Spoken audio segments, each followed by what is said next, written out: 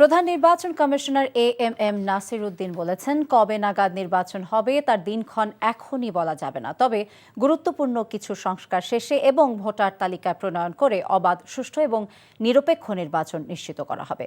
দুপুরে সুপ্রিম কোর্টের শপথ গ্রহণ শেষে সাংবাদিকদেরকে তিনি এসব কথা বলেন। পরে প্রধান নির্বাচন কমিশনার সহ অন্যান্য কমিশনাররা নির্বাচন কমিশন সচিবালয়ে যান। রিপোর্টে আরও জানাচ্ছেন হাসান জাবেদ।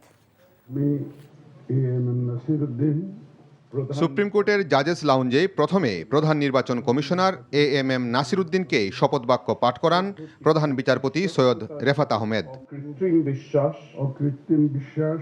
পরে অন্য 4 নির্বাচন কমিশনার মোহাম্মদ আনোয়ারুল ইসলাম সরকার, মোহাম্মদ আব্দুর রহমানেল মাসুদ, বেগম তহমিদা আহমেদ ও অবসরপ্রাপ্ত ব্রিগেডিয়ার জেনারেল আবুল ফজল মোহাম্মদ সানাউল্লাহকে শপথ পড়ান প্রধান বিচারপতি। শপথ গ্রহণ শেষে সাংবাদিকদের মুখোমুখি হন প্রধান নির্বাচন কমিশনার। দেশের মানুষ ভোটাধিকার থেকে বঞ্চিত। আমি তাদেরকে free, fair and credible election দেওয়ার জন্য প্রতিশ্রুতিবদ্ধ। এই কনস্টিটিউশনটা যদি ঠিক না হয় তাহলে আমাদের যাত্রা তো আমরা এলোপাতারি হয়ে যাবে। কনস্টিটিউশন রিফর্মস কমিশনটা কাজ করছে, সুতরাং এটাও শেষ হোক, সব সুপারিশগুলো আসুক।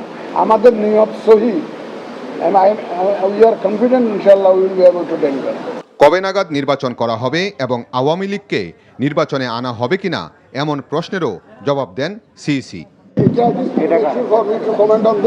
অনেক বিতর্ক চলছে, আপনারাও দেখতে পারেন দিনক্ষণ দিয়ে তো এখন বলা যাবে না। ওই দিনক্ষণ দিয়ে এটা এখন কিছু বলা যাবে না। আমরা কিছু রিফর্ম যেগুলো দরকার আছে সেগুলো করে আগে আমি দায়িত্বটা নেই, এটা বুঝে নিই। বহু চ্যালেঞ্জ দেখেছি এবং ইনশাল্লাহ সাকসেসফুলি মোকাবেলা করেছি। চ্যালেঞ্জ মোকাবেলা করার সাহস এবং অভিজ্ঞতা আমার আছে, সুতরাং আমি ইনশাল্লাহ যে কোনো ধরনের চ্যালেঞ্জ আসুক সংশ্লিষ্ট সবাইকে নিয়ে ইনশাল্লাহ we will overcome those challenges.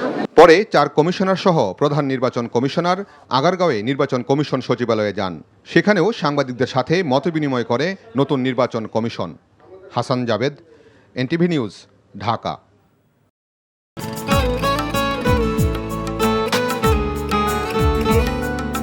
আপনার নামটা? নীলা। রাহুল। ওকে, এই মেয়েটারে তোর ভাবি সবাই কেমন লাগবে?